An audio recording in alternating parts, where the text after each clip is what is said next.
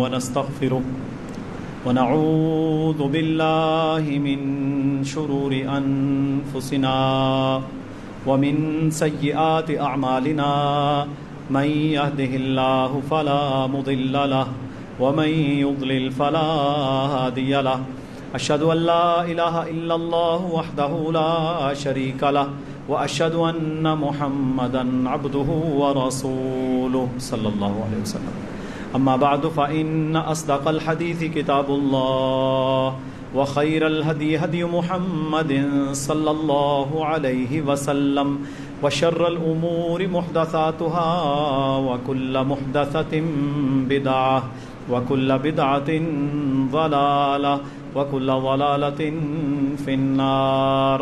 أعوذ بالله السميع العليم من الشيطان الرجيم من همزه ونفخه ونفثه. يا أيها الذين آمنوا اتقوا الله حق تقاته ولا تموتن إلا وأنتم مسلمون. يا أيها الناس اتقوا ربكم الذي خلقكم من نفس واحدة وخلق منها زوجها وبث منهما رجالا كثيرا ونساء واتقوا الله الذي تساءلون به والأرحام إن الله كان عليكم رقيبا. يا أيها الذين آمنوا اتقوا الله وقولوا قولا سديدا يصلح لكم أعمالكم ويغفر لكم ذنوبكم ومن يطع الله ورسوله فقد فاز فوزا عظيما. رب اشرح لي صدري ويسر لي أمري واحلل عقدة من لساني يفقهوا قولي. اللهم صل على محمد وعلى آل محمد كما صليت على إبراهيم وعلى آل إبراهيم إنك حميد مجيد. اللهم بارك على محمد وعلى آل محمد كما باركت على إبراهيم وعلى آل إبراهيم إنك حميد مجيد. اس دنیا میں جتنا فساد بپا ہے شروع سے لے کر آج تک، اس کی سب سے بڑی اور بنیادی وجہ ایمان اور عقیدے کی خرابی ہے. جب ایمان اور عقیدہ درست نہیں ہوتا تو پھر کوئی عمل بھی صحیح نہیں ہو سکتا. ایمانیات کے اوپر سارے نبی دعوت لے کر دنیا میں آئے اور مختلف علاقوں میں لوگوں کے عقائد کی اصلاح کی. آج بھی جتنے فتنے ہیں آپ دیکھ لیں، ان پر غور کریں تو آپ کو یہ نظر آئے گا کہ ہر فتنہ، ہر بنیادی مصیبت اور برائی کی جڑ عقیدے کی خرابی ہوگی. دیکھیں، عقیدہ اگر آپ کا درست نہیں ہے، آپ ساری زندگی الٹے لٹکے رہیں، آپ کو کوئی فائدہ نہیں ہوگا. کہتے ہیں نا کہ فلانا کنویں کے اندر الٹا لٹک گیا جی 40 سال، کوئی فائدہ نہیں ہوگا جب تک آپ کا ایمان، عقیدہ اللہ کے ساتھ صحیح نہیں ہوگا. نبی اکرم صلی اللہ علیہ وسلم نے اسی کی بنیاد پر اپنی دعوت کو کھڑا کیا. آج امت مسلمہ معاشی طور پر تباہ، معاشرتی طور پر تباہ، اخلاقی طور پر تباہ کیوں ہے؟ اس کی بنیادی وجہ ہے اللہ پر ایمان میں کمزوری، اللہ کی توحید میں کمزوری، اللہ کے ساتھ تعلق جو انسان کا ہوتا ہے مخلوق والا، عبودیت والا، اس میں کمزوری، اللہ کی ذات کے اندر شرک، اللہ پر توکل اور بھروسے کی کمی، بدشگونیاں، بدفعلیاں، یہ ہمارے معاشرے میں عام ہیں. نحوست زدہ ہونا عام ہے اور یہ چیزیں پھیلائی گئی ہیں. یہ کیونکہ ماہ سفر ہے، سفر کا مہینہ. اچھا، سارے مہینے کس کے ہیں؟ اللہ کے. ان عدت الشہور عند اللہ 12 شہرا فی کتاب اللہ یوم خلق السماوات والارض. سورہ توبہ میں اللہ نے واضح کر دیا کہ جب سے میں نے دنیا کو بنایا ہے اس وقت میرے نزدیک مہینوں کی گنتی 12 ہیں، منہا اربعۃ حرم، جن میں 4 حرمت والے ہیں۔ اب ماہ سفر اللہ کا مہینہ ہے، تو بر صغیر کے اندر بھی اور اللہ کے نبی کے دور میں عرب کے اندر بھی یہ بدعات موجود تھیں کہ وہ اس مہینے کو منحوس سمجھتے تھے۔ یہ جو ہمارے ہاں ہے نا نحوست کا عقیدہ، بنیادی طور پر کیونکہ ہم ہندوؤں کے ساتھ رہے ہیں شروع سے، ایک ہی سوسائٹی تھی، پھر جب پاکستان بنا تو جو یہاں لوگ رہتے تھے جنہیں مقامی کہتے ہیں، ان کے ساتھ بھی ہندو سکھ رہتے تھے۔ اچھا، جو یہاں سے چلے گئے وہ ہندو سکھ جو اس علاقے سے پاکستان میں آئے مسلمان، ان کے اندر بھی وہی رسم و رواج ہندوؤں والے تھے، تو کیا ہوا، یہ ایک مکسچر بنا ہوا تھا۔ اچھا، عربوں کے اندر خرافات پہلے سے موجود تھی۔ آپ دیکھیں گے کہ جتنا آپ مکہ اور مدینہ کے قریب ہوتے جائیں گے نا، یہ میں نے تجزیہ کیا، میں سارے ملکوں میں گیا ہوں، جتنا آپ مکہ المکرمہ اور مدینہ شہر کے قریب ہوتے جائیں گے بدعات کم ہوتی جائیں گی۔ خالص چیز، خالص مال، خالص دین آپ کو مکہ مدینہ سے ملے گا، وہاں بھی لوگ باز نہیں آتے لیکن کم۔ آپ جتنا مکہ مدینہ سے دور ہوتے جائیں گے آپ کو بدعات، خرافات، نحوست، ہاتھ میں خارش، آنکھ کا پھڑکنا، کوے کا بولنا، کالی بلی کا رستہ کاٹنا، فلانا ہو گیا جی، تو کتنے منہ لگ گئے ہیں، بونی نہیں ہوئی، عجیب و غریب قسم کے فاسد اور میرے بھائیوں شرکیہ عقائد کلمہ پڑھنے والوں کے اندر موجود ہے۔ اچھا، ماہ سفر کو منحوس سمجھتے ہیں۔ پہلے جناب کہتے ہیں محرم غم کا مہینہ ہے، اس میں شادی نہیں کرنی۔ کچھ نے کہا جی پہلے 10 دن نہیں کرنی، کچھ نے کہا نہ پورا محرم کا مہینہ غم۔ پھر دوسرا اٹھا، اس نے کہا جی ماہ سفر بھی منحوس ہے، مہینہ نکاح کو حرام کر دیا، خود ساختہ۔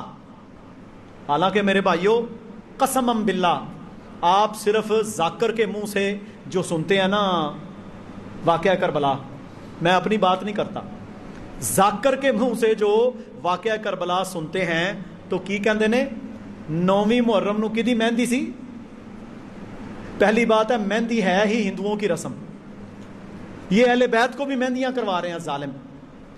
9ویں محرم کو مہندی منائی جا رہی ہے واقعہ کربلا کے موقع پر، ظاہر ہے کوئی شادی ہوگی، کچھ اللہ کا خوف نہیں ہے۔ پہلی بات، کوئی مہینہ، کوئی دن، کوئی رات اس میں نکاح حرام نہیں ہے، یہ تو عبادت ہے، نکاح تو دین ہے، یہ تو اللہ کا حکم ہے، یہ تو نیکی ہے۔ ایک صحابی آئے، کہتے ہیں یا رسول اللہ صلی اللہ علیہ وسلم، آپ نے فرمایا کہ جب تو اپنی بیوی کے پاس جاتا ہے تجھے اس پر اجر ملتا ہے۔ کہا جی یہ کیسے؟ اس نے تو اپنی خواہش پوری کی۔ فرمایا کیا اس نے اللہ کے نام پر اس کو اپنے گھر نہیں وہ لے کے آیا، اللہ نے اپنے نام پر اسے حلال کیا اور وہ زنا اور بدکاری سے نہیں بچا، اللہ رب العالمین آپ کو اس پر بھی اجر دے گا۔ یہ تو عبادت ہے، نیکی ہے، دین کا حصہ ہے۔ پہلے مہینہ محرم کا نکاح حرام کر دیا، خود ساختہ۔ پھر کیا کہتے ہیں؟ کہتے ہیں جی محرمی اور سفر کے مہینے میں بھی شادی نہیں کرنی۔ محرموں میں تو اس محرم کے اندر میرے پاس سوال آیا، کہتا ہے میرا دادا کہتا ہے اپنی بیوی نو واپس بھیج، یعنی جس بیچارے کی شادی ہوئی بھی ہے وہ بھی اپنی بیوی کو 1 مہینے کے لیے اپنے پیکے بھیج دے۔ ایسے باطل عقائد، ایسا گندا عقیدہ اسلام کے نام پر۔ اور اب کیا کہتے ہیں؟ سفر کے مہینے میں نکاح کرنا جائز نہیں کیونکہ سفر منحوس ہے، شادی کرو گے تو یہ ہو جائے گا، وہ ہو جائے گا، فلانا مسئلہ بن جائے گا، عجیب و غریب قسم کی خرافات ہیں۔ پھر کیا کہتے ہیں؟ 13 دن تیزی کے ہیں اس کے۔ کتنے دن؟ 13 دن تیزی کے ہیں۔ پھر جناب کوئی 10ویں دن، کوئی 25 سفر کو، کوئی 13 سفر کو، ہر ایک نے بدعت کی. دیکھیں بدعت تو بچے جنتی ہے، ہر علاقے کی بدعت اپنی ہے. 100 کلومیٹر نہیں، 100 کلومیٹر کے اندر آپ چلے جائیں آپ کو الگ بدعت نظر آئے گی. اچھا جی ہمارے ہاں جب مردہ فوت ہو جاتا ہے، آج سے 20-30 سال پہلے کل شریف کرتے تھے جی. کل کون سے دن کرتے تھے؟ تیسرے دن.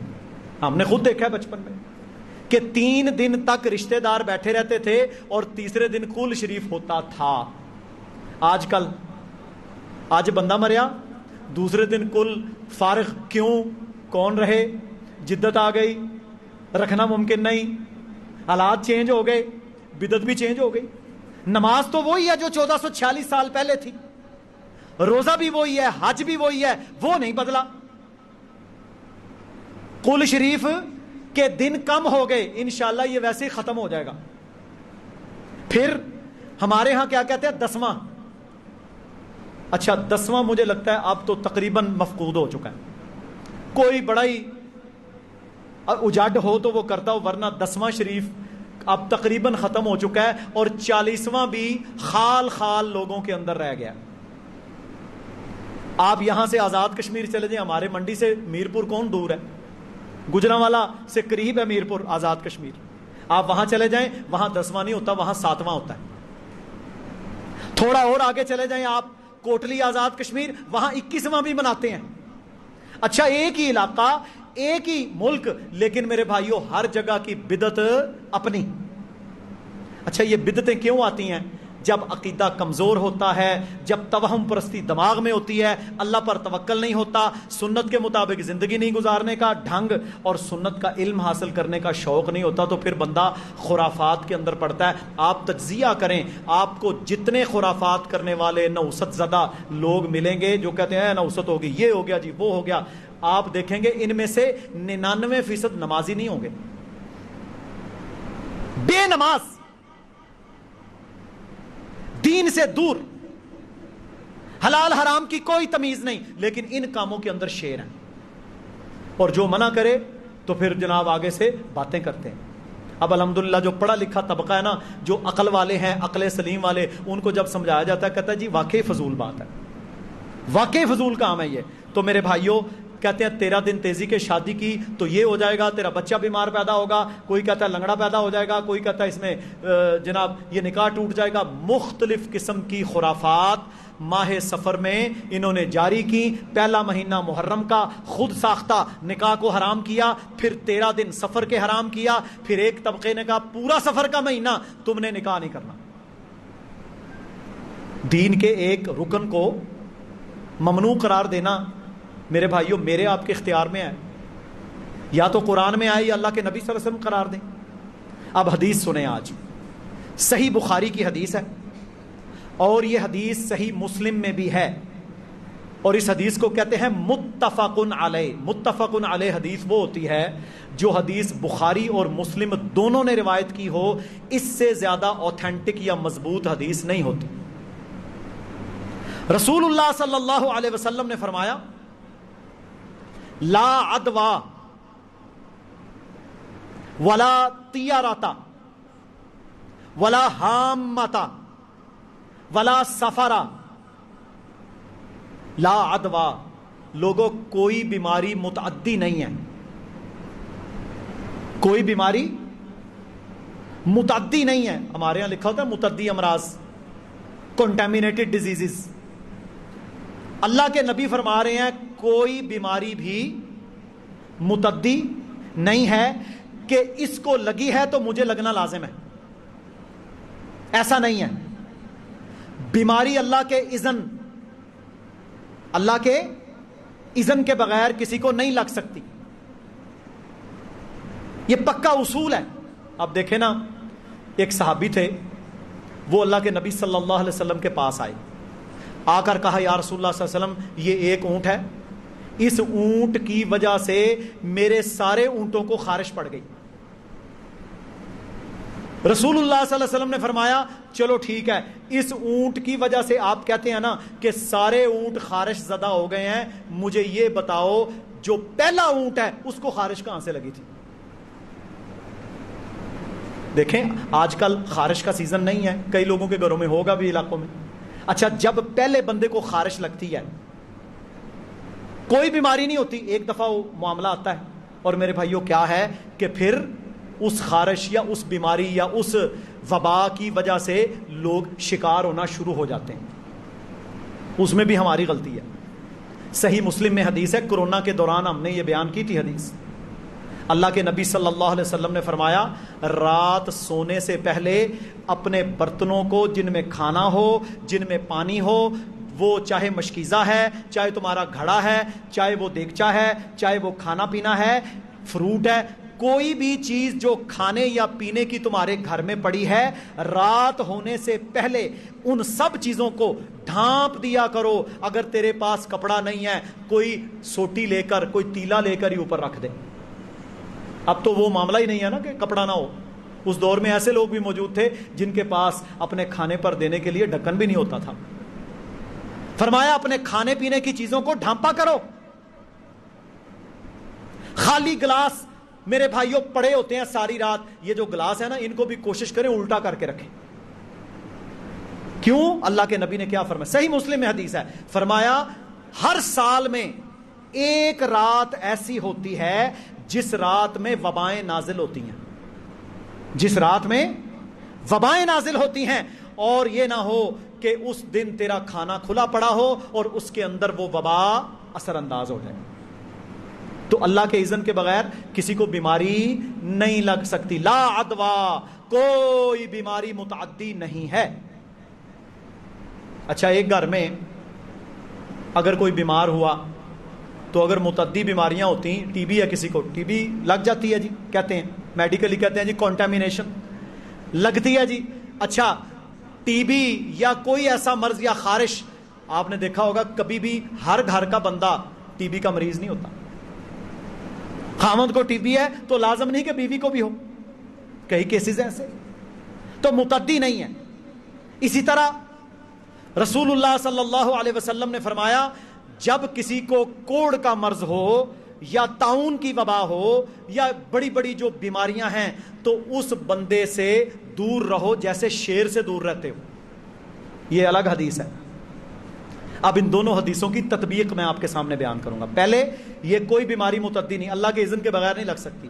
دوسرا جن کو ایسی بیماریاں ہوں کوشش کرو ان سے دور رہو. کیوں؟ کہ اگر تجھے وہ بیماری لگ گئی تو یہ نہ ہو شیطان تیرا دماغ اور عقیدہ خراب کر دے کہ اس بندے کی وجہ سے لگی، حالانکہ وہ اذن ربی کے بغیر نہیں لگ سکتی تھی. حضرت ابو عبیدہ بن جراح رضی اللہ تعالی عنہ شام کے اندر مسلمانوں کے سپہ سالار تھے. دور عمر فاروق رضی اللہ تعالی عنہ میں شام کے اندر طاعون کی وبا پھیلی، اور حضرت عمر اس سے پہلے ارادہ کر چکے تھے کہ انہوں نے شام کا وزٹ کرنا تھا، دورہ کرنا تھا.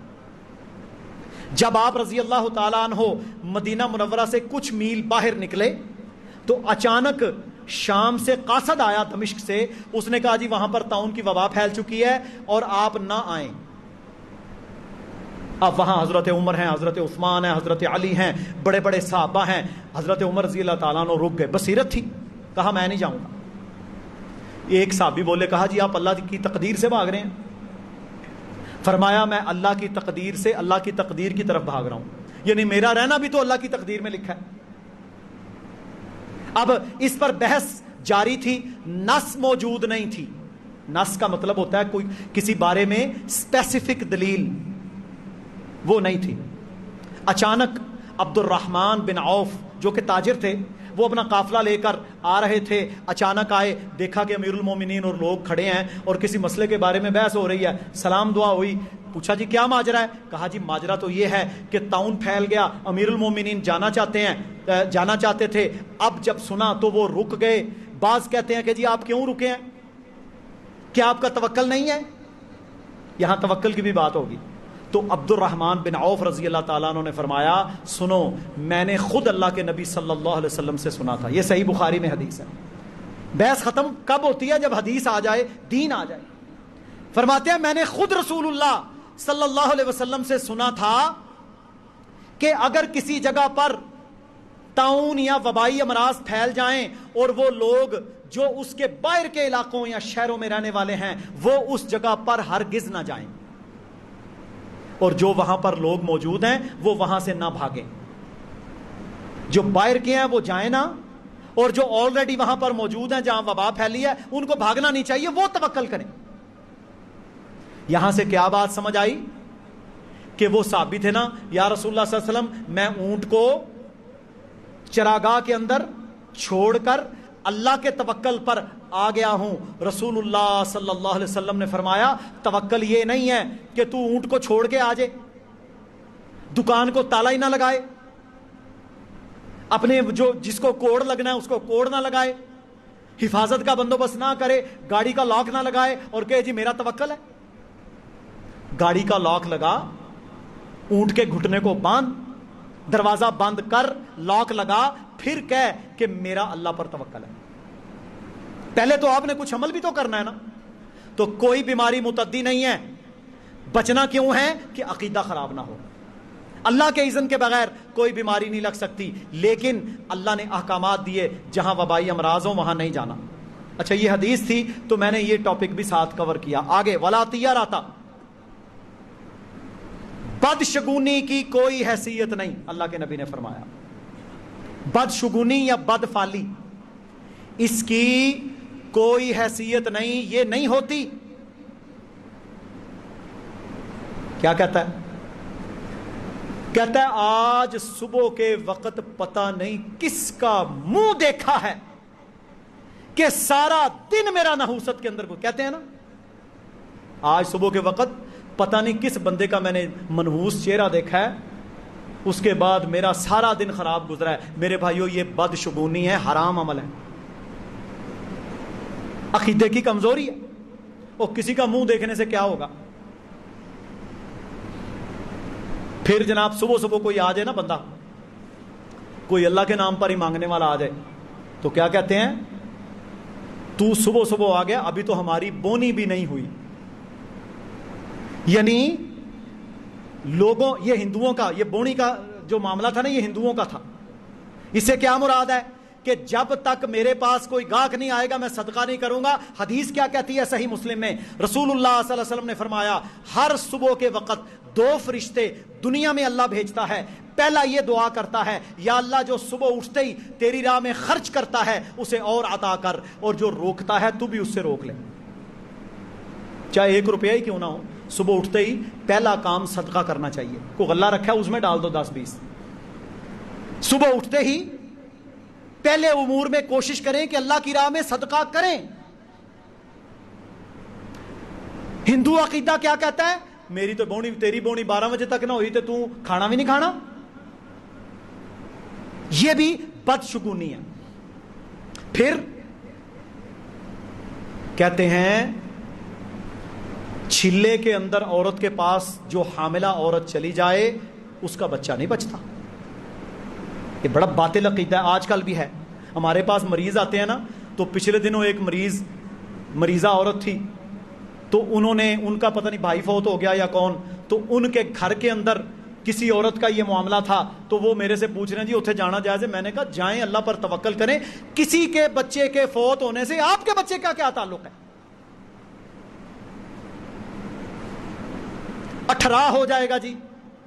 حالانکہ 18 جو ہے نا یہ بنیادی طور کے اوپر میڈیکل ڈیزیز تو ہے ہی نہیں، شریعت میں اس کی کوئی حیثیت نہیں، بنیادی طور پر یہ رحم کی کمزوری ہے، علاج کروائیں اس کا، دعائیں پڑھیں، صبح شام کی اذکار کریں۔ ہاں نظر بد کی وجہ سے نقصان ہوتا ہے۔ نظر بد لگتی کیوں ہے؟ جب ہم صبح شام کے اذکار نہیں کرتے، جب عورتیں تیز خوشبو لگا کر بازاروں میں گھومتی ہیں، جب عورت لمبے ناخن رکھے گی، جب غیر محرم کے سامنے بے پرد جائے گی، جب حلال حرام کی فکر نہیں کرے گی، جب حیض اور نفاس کے ایام میں صبح و شام کے اذکار اور تسبیحات چھوڑ دے گی تو وہ اللہ کی پروٹیکشن میں تو نہیں ہے۔ یہ ایام بالخصوص نماز تو نہیں پڑھنی، روزہ تو نہیں رکھنا، لیکن ان ایام میں صبح و شام کے اذکار تسبیحات اللہ کی پناہ میں تو آنا ہے۔ شیطان کا زیادہ حملہ ہوتا ہے۔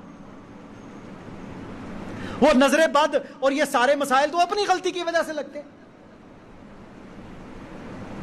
چلے دے گھر نہیں جانا، فلاں دے گھر نہیں جانا، اس کو جناب مس کیریج ہوا ہے، ان کا بچہ جو ہے وہ فوت ہو گیا تھا تو اتنے دن ان کے گھر نہیں جانا ورنہ تمہارا بھی یہ ہو جائے گا۔ بالکل باطل، جھوٹ، غیر شرعی عقیدہ ہے، اس کی کوئی شرعی حیثیت نہیں، یہ بدشگونی ہے۔ پھر ایک اور بدشگونی، دائیں ہاتھ میں خارش ہوئی تو کہتے آج مال ملنا ہے۔ استغفر اللہ، اور مال دینے والا اللہ ہے۔ واللہ هو الرزاق ذو القوة المتین، اللہ کہتا ہے رزق دینے والا میں، تیرے ہاتھ کی خارش پتہ نہیں بیماری کی وجہ سے ہے یا کس وجہ سے ہے، بائیں میں ہوئی تو یہ ہوگا، آنکھ پھڑک رہی ہے آج خیر نہیں۔ کیوں بھائی آنکھ کا پھڑکنا؟ اچھا آنکھ کا پھڑکنا جو ہوتا ہے نا میرے بھائیو، یہ 99% نہیں 100% میڈیکل ریزن ہے۔ یہ پٹھوں کی کمزوری، ڈپریشن، نظر کی کمزوری، نیند کا پورا نہ ہونا، یہ آنکھ کے پھڑکنے کی اکثر وجوہات میں سے۔ آنکھ پھڑک گئی ہے جی آج خیر نہیں۔ ایسے ظالم ہے مسلمان ہونے کے باوجود وہ کوے ہر گھر کے اوپر روزانہ پھرتے ہیں، آوارہ جانور ہے، جس بنیرے کے اوپر کوا بولے آج مہمان آئے ہی آیا، حد ہے یار۔ کوے کے بولنے سے مہمان کے آنے کا کیا تعلق ہے؟ اللہ نے بچہ دیا، جب 40 ایام نفاس کے کوئی عورت اپنا غسل شرعی کرتی ہے تو میرے محترم بھائیوں اس کے بعد پورا طعام اور دعوت اور پتہ نہیں کیا کیا خرافات ہوتی ہیں، ان کا شریعت میں کوئی وجود نہیں۔ زردہ پکے گا، یہ پکے گا، کہاں سے آیا یہ؟ دن بنا لیے، چیزیں بنا لی، حالانکہ یہ ایام 40 ہے ہی نہیں، 40 میکسیمم ہے۔ یہ 40 ایام زیادہ سے زیادہ ہیں۔ اگر کوئی عورت 20 دن کے بعد، 25 دن کے بعد، 30 دن کے بعد صاف ہے، غسل کرے، نماز پڑھے، 40 تو میکسیمم ہے۔ یہ کیا ہے؟ یہ بدشگونیاں ہیں، بدشگونی ہو جائے گی جی۔ یہ رنگ بد جو ہے منحوس ہے، یہ خاندان کا بندہ منحوس ہے، اس دن میں سفر نہیں کرنا، ایسے نہیں کرنا، ویسے نہیں کرنا، یہ ساری باتیں شریعت نے منع کی۔ اب دیکھیں نا جمعۃ المبارک کا دن مسلمانوں کے لیے اللہ کے نبی نے عید کا دن قرار دیا، سب سے افضل دن ہے، سب سے افضل دن ہے۔ اس افضل دن کی وجہ سے صرف جمعے کے دن کا روزہ رکھنے سے اللہ کے نبی نے منع فرمایا صلی اللہ علیہ وسلم، بالکل صحیح حدیث ہے۔ فرمایا تم میں سے کوئی بندہ اگر اس نے نفلی روزہ رکھنا ہے تو صرف جمعے کے دن کا روزہ نہ رکھے جب تک کہ جمعرات جمعہ یا جمعہ ہفتہ 2 دن نہ رکھے۔ کیوں؟ کہ کہیں جمعے کے دن کو لوگ روزے کے لیے کوئی خاص اہمیت نہ دے دیں۔ حالانکہ شریعت دیکھو کتنے آسان انداز سے اللہ کے نبی صلی اللہ علیہ وسلم نے اس پر حکم لگایا۔ تو بدشگونی کی میرے بھائیوں کوئی حیثیت نہیں۔ بابا جی اٹھتے ہیں، صبح اٹھے اللہ کے بندے، نماز پڑھی، گھر سے نکلے، سفر پہ جانا تھا، گھر والوں نے کچھ کھانا پینا زیادہ رہا ساتھ دے دیا، بابا جی 15-20 منٹ، آدھے گھنٹے، 2 گھنٹے کے بعد گھر واپس ہو، کی ہویا جی؟ وہ پتر آج میں نہیں چلا، اللہ لیے آج میں نہیں چلا۔ وہ بھائی ہوا کیا ہے؟ میرے رستے سے کالی بلی گزر گئی۔ کالی بلی کا راستہ کاٹنے کی وجہ سے لا الہ الا اللہ محمد رسول اللہ پڑھنے والا واپس آ جاتا ہے۔ ثابت کیا ہوا کہ وہ کالی بلی کو پتہ نہیں کیا سمجھ رہا ہے، حالانکہ کالی بلی بیچاری اللہ کی ایک مخلوق ہے، ہر محلے میں کالی پیلی اور ہر رنگ کی بلیاں ہوتی ہیں، کوئی کاٹ گئی ہوگی رستہ۔ تیری نحوست کے ساتھ یا تیرے سفر کے برا ہونے کے ساتھ اس کا کوئی لینا دینا نہیں ہے۔ اللہ کے نبی نے نا صلی اللہ علیہ وسلم ایک شخص کو دیکھا، یہ ذرا سنیں کہ اس نے ایک لوہے کا رنگ، لوہے کی رنگ چھوٹی سی، وہ اپنی ایک انگلی میں پہنی ہوئی ہے۔ مسلمان تھے، نئے نئے مسلمان ہوئے۔ فرمایا یہ کیا ہے؟ کہا جی یہ میں نے ایک بیماری ہے وہنا، اس وہنا بیماری کے لیے میں نے یہ رنگ پہنی ہے۔ اچھا، مسند احمد کی حدیث ہے، رسول اللہ صلی اللہ علیہ وسلم نے فرمایا اسے اتار دو، اسے اتار دے، اگر تو اس رنگ جو لوہے کی تو نے کسی بیماری کی عقیدے سے پہنی ہوئی ہے، تیری موت آ گئی، ما افلحت ابدا، کبھی کامیاب نہیں ہوگا۔ کیا ثابت ہوا کہ جب اس نے وہ انگوٹھی پہن لی یا وہ رنگ پہن لی تو عقیدہ کیا بنا کہ اس رنگ دی وجہ نال منو شفا ملے گی۔ شفا دینے والا کون ہے؟ اللہ۔ میرے بھائیوں، کوئی دھاگا، کوئی انگوٹھی، کوئی نمک کا ٹکڑا جو کسی قبر دربار سے آئے شفا نہیں دیتا۔ آپ آب زمزم کے اندر ساری زندگی کفن ڈبو کر رکھیں، اس کے اوپر چاہے زیتون اور جو کچھ اس کے چھڑکاؤ کرتے رہیں، جب تک آپ کا عقیدہ درست نہیں ہوگا کوئی فائدہ نہیں ہوگا۔ آب زمزم کا کفن آپ کو جنت میں لے جائے گا؟ ہمارے لوگ تو اتنے گئے گزرے ہیں توہمات کے مارے ہوئے بدشگونیوں کے کہ چھوٹی چھوٹی کینچیاں لے کر جاتی ہیں عورتیں۔ میں نے اپنی آنکھوں سے دیکھا، حرم میں طواف کر رہے ہیں، کسی نے وہی ڈیوٹی لائی ہے کہ جا کے تو چھوٹا جا ٹکڑا نا غلاف کعبہ دا میرے واسطے کٹ کے لانا۔ انا للہ و انا، یہ چوری نہیں تو اور کیا ہے؟ اور چوری بھی اللہ کے گھر میں۔ اب تو خیر بڑی سختی ہو گئی، یعنی ان کی کوشش ہوتی ہے کہ کسی طریقے سے کوئی نیچے سے چھوٹا موٹا پیس ہمیں مل جائے غلاف کعبہ کا۔ حالانکہ یہ غلاف کعبہ یقیناً بابرکت ہے، کیونکہ بیت اللہ کے اوپر ڈالا جاتا ہے، ہر سال یہ چینج ہوتا ہے، برکت کے علاوہ تو کچھ نہیں، مشکل کشا تو نہیں ہے نا یہ۔ تو یہ بدشگونیاں ہیں جو ہماری سوسائٹی کے اندر۔ اچھا، ان کا سب سے بڑا نقصان کیا ہوگا؟ جب آپ بدشگونیوں کا شکار ہوں گے، توکل ختم، توحید کا عقیدہ ختم، اللہ پر ایمان کمزور، بلی سے ڈرے گا، کتے سے ڈرے گا، میرے بھائیوں دھاگے سے ڈرے گا، کالے رنگ کی چیز سے ڈرے گا، سفید چیز سے ڈرے گا، فلاں چیز سے ڈرے گا، مصیبت میں پڑا رہے گا ساری زندگی۔ تو جن لوگوں کا اللہ پر توکل ہوتا ہے وہ کیا کرتے ہیں؟ وہ کہتے ہیں یا اللہ ہمارا تیری ذات پہ توکل ہے، ہم کسی اور چیز کو کچھ نہیں سمجھتے۔ اسی طرح فرمایا ولا ہامتا، الو کا بولنا کوئی اہمیت نہیں رکھتا، نہ ہی وہ منحوس ہے۔ اچھا، اہل عرب کے اندر یہ باطل عقیدہ تھا کہ جو بندہ قتل ہو جاتا ہے، جو بندہ قتل ہو جاتا ہے اس کی روح الو میں چلی جاتی ہے۔ اچھا، وہ الو پھر اس کا بدلہ لیتا ہے۔ خرافات، باطل نظریات لوگوں میں پھیلے ہوئے تھے، الو بدلہ لے گا۔ تو میرے بھائیوں، اس وجہ سے اللہ کے نبی نے کیا فرمایا؟ الو کا بولنا یا الو کا یہ نظام، اس کی کوئی اہمیت نہیں ہے، اس سے نہیں ڈرنا۔ اور آج آپ دیکھیں جتنے کالا جادو کرنے والے لوگ ہیں، جتنے، ان لوگوں کو بنیادی طور پر یہ الو کا خون، اس کے ساتھ وہ جادو کرتے ہیں، کیونکہ یہ شیطان نے پھیلایا ہوا ہے گندا عقیدہ شروع سے۔ تو وہ الو کا خون لے گا، پھر اس کے ساتھ وہ خرافات کرے گا۔ آپ نے دیکھا ہے کہ شیطان ان سے ایسے ایسے کام کرواتا ہے کہ سورہ فاتحہ لکھ کر عورت کی ران کے ساتھ باندھ دو، اس کے لک میں باندھ دو، کمر میں، ہیز کے خون سے فلاں آیت اس کی پیشانی پہ لکھو۔ سارا گورک دھندا میرے بھائیوں یہی جاری ہے، اور ان کے اوپر کوئی پابندی نہیں لگاتا۔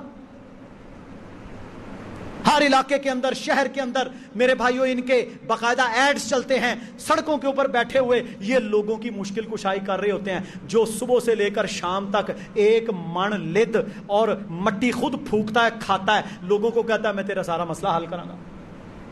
اگر وہ اتنا ہی مشکل کشا ہوتا یا اتنا ہی اس کے پاس کوئی کرنے والا ہے تو اپنا مسئلہ تو حل کرتا۔ اس لیے اللہ کے نبی صلی اللہ علیہ وسلم نے کیا فرمایا تھا؟ فرمایا جو بندہ کسی کاہن کے پاس گیا، جادوگر، تعویذ گنڈے کرنے والا، عامل، تعویذ لکھ کے دینے والا، تعویذ نکالنے والا، جادو کروانے والا، پامسٹرسٹ جو آپ کے ہاتھ دیکھتا ہے اور قسمت کا حال بتاتا ہے، اخبارات اور میڈیا اور سوشل میڈیا اور انٹرنیٹ کے اوپر آپ کا یہ ہفتہ کیسا گزرے گا، یہ برج ہوت اور یہ فلاں فلاں یہ جو برج بنے ہوئے ہیں، ستاروں پر ایمان، جو بندہ یہ سارے عقیدوں میں سے کوئی ایک عقیدہ رکھتا ہے اور اس پر ایمان رکھتا ہے، اللہ کے نبی نے کیا فرمایا؟ صحیح مسلم میں حدیث ہے، فرمایا جس نے کسی کاہن کی بات کو مانا. اچھا، جو یہ پڑھ رہے ہوتے ہیں اخبار کے اوپر آپ کا آئندہ ہفتہ کیسا گزرے گا، برج فلاں ہے، برج فلاں ہے، تو میرے بھائیو وہ مانتے ہیں باقاعدہ؟ کیا اللہ کے نبی نے فرمایا اے ہاتھ دیکھو جی میرا، اللہ کے بندو یہ سن لو، یہ سن لیں سوشل میڈیا پر بھی سننے والے میرے بھائی بہنیں، یہ اللہ تعالیٰ نے صرف اور صرف آپ کی مٹھی کو بند کرنے کے لیے رکھی ہیں. ہم ڈاکٹر ہیں، ہم نے اناٹمی پڑھی، ہمیں پتہ ہے اس کا مٹھی کے بند کرنے کے علاوہ کوئی تعلق نہیں ہے تیری اولاد کے ساتھ، تیری شادی کے ساتھ، مرنے جینے کے ساتھ. جو بندہ یہ ہاتھ دیکھتا دکھاتا ہے اس کے بارے میں اللہ کے نبی کا فتویٰ کیا ہے؟ صحیح مسلم میں حدیث، فرمایا جو کسی کاہن کے پاس گیا اور اس نے اس کی بات پر یقین رکھا، اس نے اس شریعت کا انکار کیا جو میں محمد صلی اللہ علیہ وسلم پر نازل ہوں، دائرہ اسلام سے خارج ہو جاتا ہے. ہاتھ بخاؤ جی، ہاتھ بخاؤ، کوئی اہمیت نہیں ہے اس کی. یہ سارے کیا ہیں؟ یہ الو کا بولنا، یہ ساری باتیں نحوست زدہ. اور اسی کے بعد فرمایا ولا سفرا، سفر کا مہینہ کوئی منحوس نہیں ہے، سارے مہینے میرے رب کے ہیں، سارے مہینے اللہ کے ہیں، ہر مہینے میں شادی نکاح کرنا جائز ہے، اور بے حیائی کنجر خانے والا نکاح تو سارا سال ناجائز ہے. یہاں نکاح کی بات ہو رہی ہے جو شرعی تقاضوں کے مطابق ہو. یہاں بے حیائی والا، تیل مہندی مائیوں، ناچ گانے والا، میوزک والا، اللہ کی نافرمانی والا نکاح یا شادی مراد نہیں ہے، وہ تو ہر وقت ہی حرام ہے. شرعی نکاح، شرعی ولیمہ، برکت بھی تو اسی میں ہوگی. جب کروڑوں لگا کے تم بے حیائی کرو گے تو پھر میرے بھائیو اگلے دن ہی طلاقیں ہو جاتی ہیں، پھر بیویاں مطیع اور فرما بردار نہیں ہوتی جب تیری بیس خراب ہوگی. ولا سفرا، سفر کا مہینہ کوئی منحوس نہیں ہے، نکاح کرو، شادی کرو، کاروبار کا آغاز کرو، کوئی منحوس نہیں ہے. یہ اللہ کا مہینہ ہے، سارے دن اللہ کے ہیں، سارے دنوں میں برکت اللہ کی طرف سے ہے، اور جو سزا یا مشکل آتی ہے وہ ہمارے کرتوتوں کا نتیجہ ہوتا ہے. یہ یاد رکھ لیں. ہم پر کوئی دن مشکل آ گیا، کوئی مہینہ مشکل آ گیا، کوئی علاقہ کسی جگہ پر جا کے ہمیں پریشانی، تو اس میں وہ سارا غلطی کس کی ہوتی ہے؟ ظہر الفساد فی البر والبحر بما کسبت ایدی الناس. لوگوں، خشکی میں، سمندر میں جتنا فساد ہے وہ تمہارے اپنے کرتوتوں کا نتیجہ ہے. اچھا کرو گے اچھا نتیجہ ملے گا. دیکھیں نا سورہ الاعلی، اللہ رب العالمین نے فرمایا، یہ سنیں عقیدہ، فَأَمَّا مَنْ أَعْطَى وَاتَّقَى، یاد کر لیں، فَأَمَّا مَنْ أَعْطَى وَاتَّقَى، پس جس بندے نے اللہ کی راہ میں خرچ کیا، تقوی اختیار کیا، وَصَدَّقَ بِالْحُسْنَى، سچائی کی تصدیق کی، اسلام کی تصدیق کی، فَسَنُيَسِّرُهُ لِلْيُسْرَى، ہم اس کے لیے آسانیاں آسان کر دیں گے. وَأَمَّا مَن بَخِلَ وَاسْتَغْنَى، جو بندہ بخل کرتا ہے، اپنے آپ کو مامے خاں اور غنی سمجھتا ہے، وَكَذَّبَ بِالْحُسْنَى، سچائی کی تکذیب کرتا ہے، انکار کرتا ہے اسلام کا، اسلامی احکامات کا، فَسَنُيَسِّرُهُ لِلْعُسْرَى، اللہ اس کے لیے مشکلیں آسان کر دیتا ہے. پہلے ہم غلطی کرتے ہیں، نتیجہ بعد میں آتا ہے ہمارے عمل کے مطابق. تو سفر کا مہینہ اللہ کا مہینہ ہے، کوئی 13 دن تیزی کے نہیں ہے، کوئی جناب کنگڑیاں تقسیم کرو اور مٹی کے برتنوں میں ڈال کے یہ تقسیم کرو، ساری خرافات ہیں، ان سے بچنا چاہیے. اور جو بندہ ان بدعات کے اندر پڑتا ہے، سن لیں اللہ کے نبی نے کیا فرمایا صلی اللہ علیہ وسلم، فرمایا جو بندہ بدعات اور خرافات کرتا ہے، اللہ تعالیٰ اس کا کوئی عمل قبول نہیں کرتا. بدعتی کا عمل قبول نہیں ہوتا اللہ کے ہاں. من احدث فی امرنا ھذا، جس نے ہمارے اس دین میں کوئی نئی بات نکالی جو اس میں پہلے نہیں تھی، فہو رد، وہ عمل مردود ہے. من عمل عملا لیس علیہ امرنا فہو رد، جس نے کوئی ایسا عمل کیا جس پر ہمارا حکم نہیں ہے وہ عمل مردود ہے۔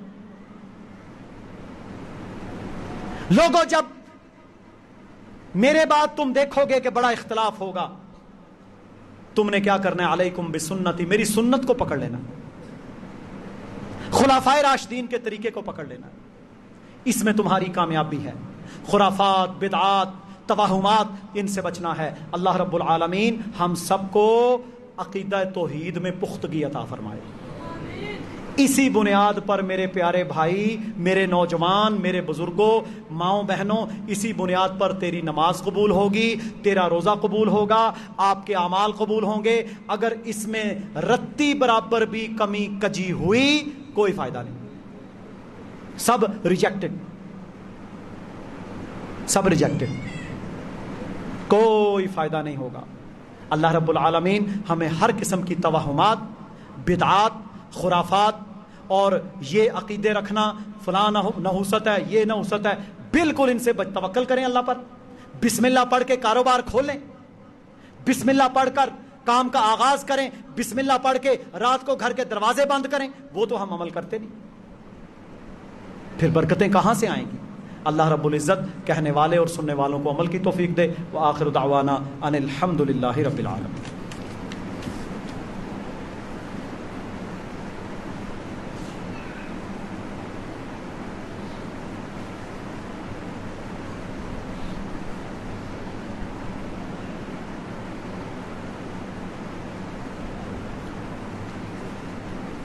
ان الحمد للہ نحمده ونستعینه ونستغفره ونعوذ باللہ من شرور انفسنا ومن سیئات اعمالنا، من يهده الله فلا مضل له ومن يضلل فلا هادي له، اشهد ان لا الہ الا اللہ وحدہ لا شریک لہ واشهد ان محمدا عبدہ ورسولہ، اما بعد فان اصدق الحدیث کتاب اللہ وخیر الہدی ہدی محمد صلی اللہ علیہ وسلم وشر الامور محدثاتها وکل محدثۃ بدعہ وکل بدعۃ ضلالہ وکل ضلالۃ فی النار۔ اما بعد، اللہ رب العالمین نے ہمیں حکم دیا ہے کہ جو اللہ پر ایمان لانے والے ہیں ان کا مکمل بھروسہ صرف اللہ پر ہونا چاہیے۔ سورہ ہود میں اللہ رب العالمین کا فرمان ہے فَاعْبُدْهُ، پس تم میری عبادت کرو، وَتَوَكَّلْ عَلَيْهِ، اور مجھ پر ہی بھروسہ کرو۔ یہ جو بھروسہ ہوتا ہے نا میرے بھائیوں، یہ بڑی بنیادی چیز ہے۔ جب سیدنا یوسف علیہ السلام کے بھائیوں نے آپ کو کنویں میں ڈالا تو وہ بچے تھے، 10-11 سال عمر تھی، پریشان ہوئے، لیکن یعقوب علیہ السلام نے انہیں سکھایا ہوا تھا، پڑھایا ہوا تھا، بتایا ہوا تھا۔ وہ خواب جو ان کو آیا وہ ساری تعبیر بتا رکھی تھی، لیکن بچے تھے تو پریشان ہوئے۔ فوری طور پر جبریل علیہ السلام نے آ کر اللہ کا پیغام پہنچایا کہ آپ نے فکر مند نہیں ہونا، اللہ رب العالمین نے آپ کو ایک خاص کام کے لیے چنا ہے، یہ اس کا آغاز ہو چکا ہے اور آپ نے توکل کرنا ہے۔ مشکلات آئیں گی، اس پروسیس کے بعد جا کر آپ کندن بنیں گے۔ کوئی بندہ یہ سمجھے کہ وہ گھر میں بیٹھ کر ڈاکٹر بن جائے یا عالم بن جائے یا محدث بن جائے یا کسی بھی شعبے میں مہارت حاصل کر لے، یہ ممکن نہیں ہے۔ محنت ہے اس کے پیچھے، گھر بیٹھے تو کچھ نہیں ہوتا، پڑھنا پڑتا ہے، محنت کرنی پڑتی ہے۔ نبیوں کے لیے محنت دگنا ہوتی ہے، اس سے بھی زیادہ۔ تو بات کرنے کا مقصد یہ ہے کہ پھر اللہ نے ان کی ڈھارس بندھائی، انہوں نے اللہ پر بھروسہ کیا، توکل اختیار کیا۔ وہ بھائی جو اپنے والد کی محبت پانے کے لیے ان کے سب سے ہر دل عزیز بیٹے یوسف علیہ السلام کو قتل کرنا چاہتے تھے یا دور کرنا چاہتے تھے، اللہ رب العالمین نے ان کو کنویں سے نکال کر عزیز مصر بنا دیا۔ بادشاہ بن گئے. پھر وہی چند سال کے بعد جب غلہ لینے کے لیے جاتے ہیں تو میرے بھائیوں سارا ماجرا کھلتا ہے. اللہ اکبر, یہ ہے اللہ کا نظام. اسی طرح آپ دیکھیں اللہ کے نبی صلی اللہ علیہ وسلم جب آپ نے کوہ صفا, اسے فاران کی چوٹی کہتے ہیں, کوہ صفا پر کھڑے ہو کے دعوت دی نا اسلام کی, تو وہ ہنستے تھے آگے سے, ابو جہل, ابو لہب, عتبہ, شیبہ, ابی ابن خلف وغیرہ ہنستے تھے. عرب اور عجم کا مالک بنیں گے, ایویں ہو بھی سکتا ہے, ایسا ممکن ہی نہیں, ہم تو ان کے غلام ہیں. پھر جب اللہ رب العالمین نے مسلمانوں کو فتح دی تو سیدنا سفیان, ابو سفیان رضی اللہ تعالی عنہ جو مسلمان ہو چکے تھے فتح مکہ کے موقع پر, اللہ کی قسم جب دمشق فتح ہوا ہے اس وقت ابو جہل کا بیٹا اکرمہ رضی اللہ تعالی عنہ اور حضرت ابو سفیان رضی اللہ تعالی عنہ, ان کے دونوں بیٹے یزید بن ابی سفیان اور معاویہ بن ابو سفیان رضی اللہ عنہما, جب وہ سب ساتھ تھے وہاں پر, تو میرے بھائیوں وہاں پر ابو سفیان رضی اللہ تعالی عنہ نے لوگوں سے کہا تھا کہ ہم اللہ کے نبی کا, اس وقت ظاہر ایمان نہیں تھا, مذاق اڑاتے تھے. آج اللہ کی قسم میں نے وہ بات پوری ہوتے ہوئی دیکھ لی کہ اللہ نے ہمیں اس توکل کی بنیاد پر آج دمشق کا حاکم بنا دیا. صبر, استقامت, منہج کے اوپر, عقیدے کے اوپر ڈٹ جانا یہ ضروری ہے. اب دیکھیں نا سورہ یونس میں اللہ رب العالمین نے فرمایا فعلیہ توکلت ان کنتم مسلمین, اللہ پر توکل کرو اگر مسلمان ہو. سورہ مزمل میں کیا فرمایا فاتخذہ وکیلا, لوگوں سن لو اللہ ہی تمہارا کارساز ہے. سورہ انفال میں فرمایا وعلی ربہم یتوکلون, ایمان والا تو صرف اللہ پر توکل کرتا ہے. ومن یتوکل علی اللہ فہو حسبہ, سورہ طلاق. اب دیکھیں سورہ طلاق ہے نا, طلاق ہو گئی, عورت کا کوئی والی وارث نہیں رہا, جناب اللہ کے علاوہ کوئی نہیں, اس کا خامند نے گھر سے نکال دیا. اللہ نے فرمایا ومن یتوکل علی اللہ, جس نے اللہ پر توکل کیا اللہ تعالیٰ اسے پورا کافی ہو جائے گا, اس کے لیے اللہ سبیل نکالے گا. واتقوا اللہ وعلی اللہ فلیتوکل المؤمنون, اللہ کا تقوی اختیار کرو اور اللہ پر توکل کرو. ابراہیم علیہ السلام باپ بھی دشمن, بادشاہ بھی دشمن, علاقہ بھی دشمن, سارے دشمن, آگ میں پھینکا, اتنا بڑے غلیلے میں ڈال کر, اتنی بڑی آگ کے پرندہ گزرتا ہوا بھون کر اس کے اندر گر پڑے. زبان پہ کیا تھا حسبنا اللہ ونعم الوکیل. بدر کے موقع پر آخری نبی آخر الزمان کی زبان پہ کیا تھا حسبنا اللہ ونعم الوکیل. لیکن کون سا حسبنا اللہ ونعم الوکیل؟ ایمان والا, عقیدے والا, جس میں دماغ اور دل ایک ہوں. یہ ہے اصل. تو میرے محترم بھائیوں, اللہ پر توکل کرنا ہے. کوئی دن مہینہ منحوس نہیں ہے جو اللہ پر توکل کرتا ہے اللہ رب العالمین اسے کبھی رائگان نہیں جاتا. ہاں ایک خاص اللہ کا پروسیس ہے, اس سے وہ گزارے گا ضرور اسے. وہ مشکل کے بعد فَإِنَّ مَعَ الْعُسْرِ يُسْرًا, إِنَّ مَعَ الْعُسْرِ يُسْرًا. اللہ نے یہ آیت یکے بعد دیگرے 2 بار نازل کی ہے. کیوں؟ کہ لوگوں تمہیں پتہ چل جائے ہر مشکل کے ساتھ آسانی جڑی ہوئی ہے. مشکل کو دیکھ کر گھبرانا نہیں ہے, آسانی کی تلاش میں رہنا. مشکل آئے گی, اس میں تم نے غلط راہ اختیار نہیں کرنی, ڈی ٹریک نہیں ہونا. مشکل تو آتی رہتی ہے. تو یہ ہے اصل عقیدہ توحید کا اور توکل کا, جس کو سمجھنا چاہیے. اللہ رب العالمین ہم سب کی حفاظت فرمائے. 2 منٹ کے لیے ایک گزارش کرنا چاہتا ہوں. ایک ہوتا ہے شکر گزار بندہ, ایک ہوتا ہے ناشکرا. دیکھیں ایک بات تو طے ہے, شریعت نے بتایا, وحی نے بتایا کہ جوں جوں قیامت قریب آئے گی فتنے بڑھنے ہیں. ظالم حکمرانوں کے بارے میں احادیث کے مجموعے بھرے پڑے ہیں. چہرے انسانوں کے, دل شیطان کے. تم پر ظلم کریں گے, جبر کریں گے, مال چھینیں گے, کوڑوں کے ساتھ تم کو ماریں گے, ظلم کریں گے. یہ بھرے پڑے. اور میرے بھائیوں تسلسل جاری ہے, ظلم اور جبر. لیکن اس میں ہمارا کردار ناشکری والا نہیں ہونا چاہیے کہ ہم اللہ کی ناشکری کرنا شروع کر دیں. پچھلے دنوں بڑا دکھ ہوا کہ ٹھیک ہے مسائل ہیں, دنیا میں بھی مسائل تھے, ہمارے ہاں مسائل کچھ عجیب و غریب ہیں کیونکہ عالمی اسٹیبلشمنٹ پاکستان کو ڈیسٹیبلائز کرنا چاہتی ہے.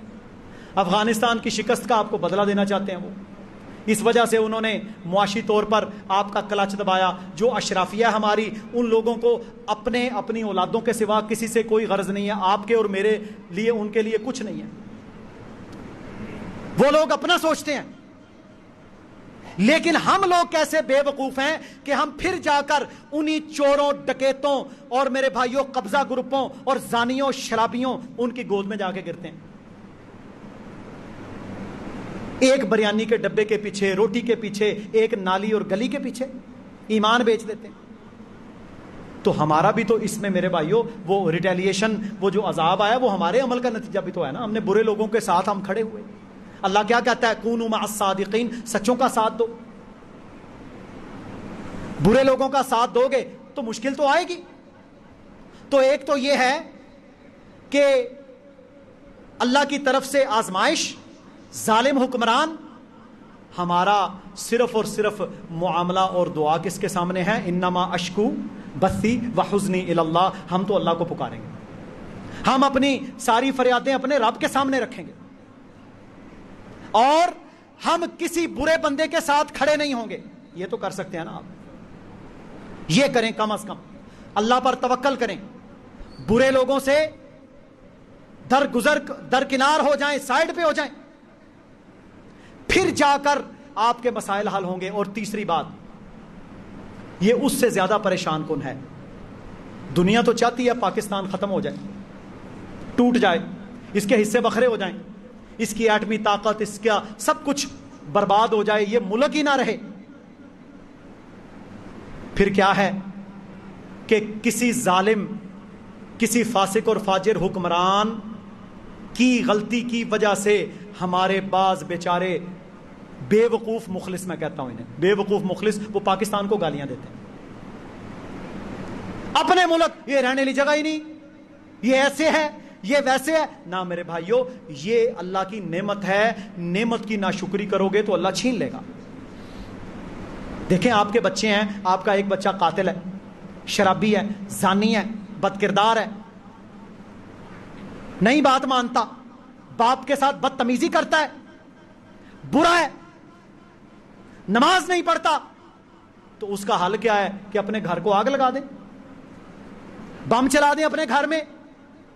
اور میرے بھائیوں, یہ زمین, یہ علاقے, یہ تو اللہ نے ہمیں دیے ہیں نا, یہ کسی کے باپ کی ملکیت تو نہیں ہے. یہ ہمارے ہی کرتوتوں کی وجہ سے آج یہ ساری اشرافیہ اور یہ سارے لوگ ہمارے سروں پہ مسلط ہوئے. ہم ہی ان کے ساتھ نعرے لگاتے تھے,